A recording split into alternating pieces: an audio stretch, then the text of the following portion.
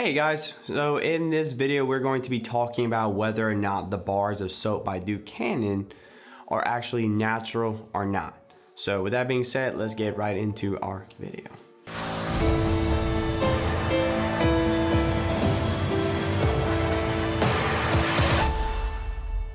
Alright guys, let's get into the video. Let's start talking about our soap here. Now, with me today I have the Fresh Cut Pine by Buchanan. I recently picked it up for the video itself. I do have a couple other soaps. We may talk about them, but I don't want this video to be too long, right? But basically what we're gonna do here is just go through the ingredients and start from the top and work my way to the bottom. And now, look, before you, don't lose me here. We're not gonna do like a chemistry course on every single one, right? I think that's a little counterintuitive. We just wanna know if it's natural, right? And I will put the ingredients on the screen for you so you can follow along. This way I'm not just throwing words at you. I do want you to be able to follow along and kind of at least make this video at least somewhat kind of meaningful to you, right? So let's start from the top, shall we?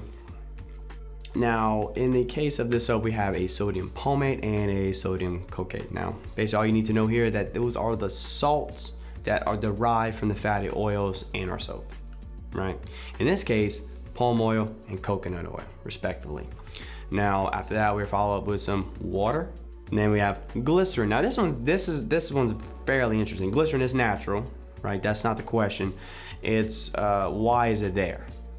That's really the bigger question here, because typically in a natural soap, in my experience, in fact, I've never seen it, in a true natural bar soap, you're not gonna find glycerin as an added ingredient because one, natural soaps are chock full of glycerin. It's actually a natural byproduct of the soap making process or saponification.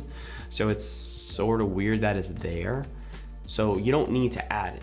Unless they're, now I'm not saying Buchanan is doing this, but unless they're like pulling it out or just adding some after they took some out and redistributing to other products, you can see that happening. Or they simply just want you to know, hey, glycerin's in here.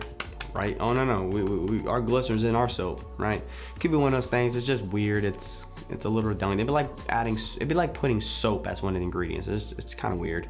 And then we have fragrance. Now, this is our first full-blown. This is an artificial ingredient. This is an artificial fragrance. Now, fragrance always is a red flag. It is something I typically tell people to avoid. Fragrance oils typically consist of chock full of dozens. I've read articles in the past where literally it could be hundreds, if not thousands of different chemicals that come together to make up these fragrance oils. They can be harmful to the skin. They can also cause skin allergies. In fact, according to the FDA, the fragrance oil is actually like top 5 reasons or causes for skin allergies. So it's definitely something to look at. But yeah, this is full blown an artificial fragrance. So right away now we know we're not dealing with a natural soap anymore. Now after that we have salt, table salt, whatever. Interesting enough, we have pentasodium pentate. Interesting following that, we have pentasodium pentate, which is another synthetic ingredient. Basically what this is a chelating agent. Basically all that means is that it's a compound that combines or binds to metallic ions like calcium or magnesium. The whole idea here is that it's supposed to help prevent soap scum or help improve shelf life in a sense, because it helps slow down that deterioration of the way the cosmetic product looks like, right? And also, I've read also where it's supposedly supposed to have like the lather, if you will, gives like a foamy, the appearance of a more foamy, rich lather, right? But no, this is definitely a synthetic ingredient. And that serves as a perfect transition to our last ingredient, which is also another chelating agent as tetrasodium etronate.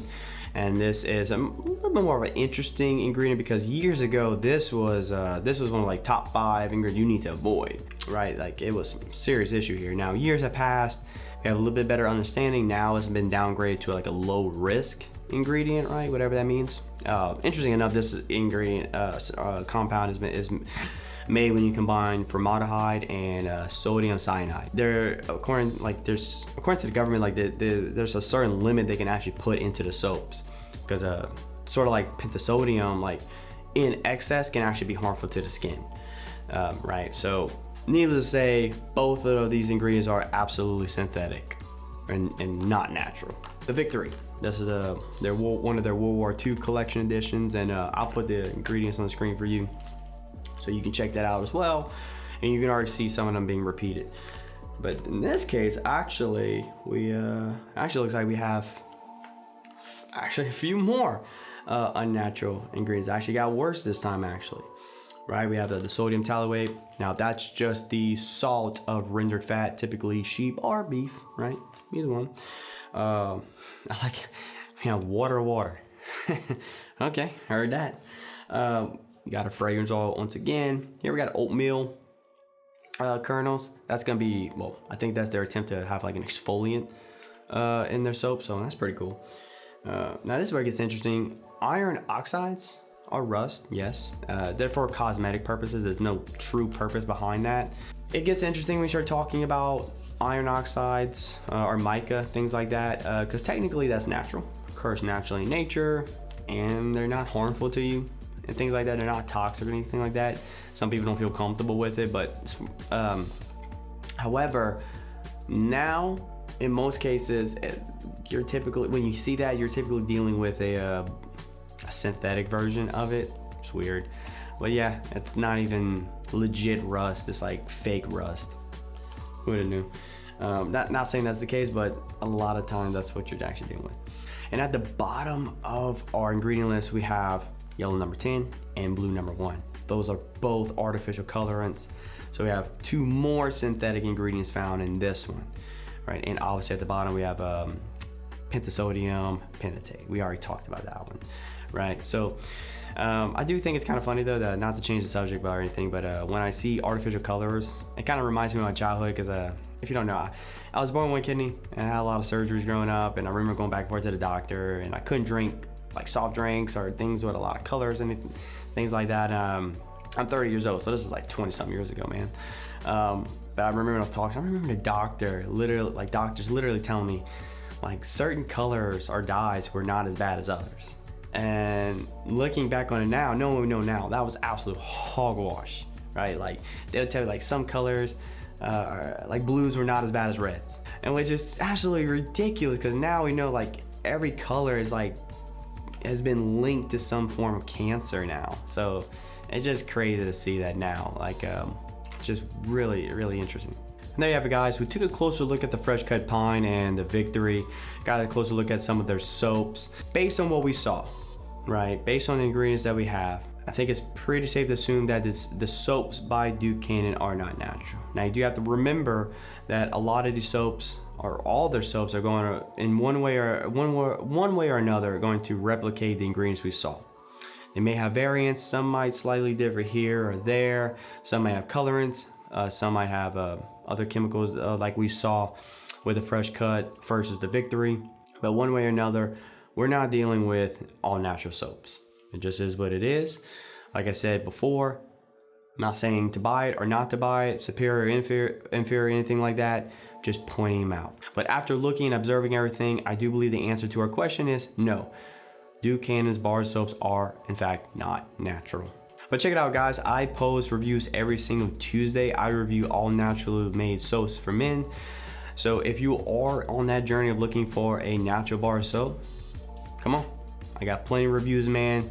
You're more than welcome to check them out and try to find one that you like. And if you do happen to find one that you like, let me know, man, and tell me why it is the one you chose. For sure. If I can help you get away from the machine, if you will, cool. And you can find a soap that's actually better for your health and your lifestyle, consider that a win-win, man. But either way, my friends, it has been an absolute pleasure to serve you as always. This is the Natural Soap Man. And until next time, you guys, stay natural.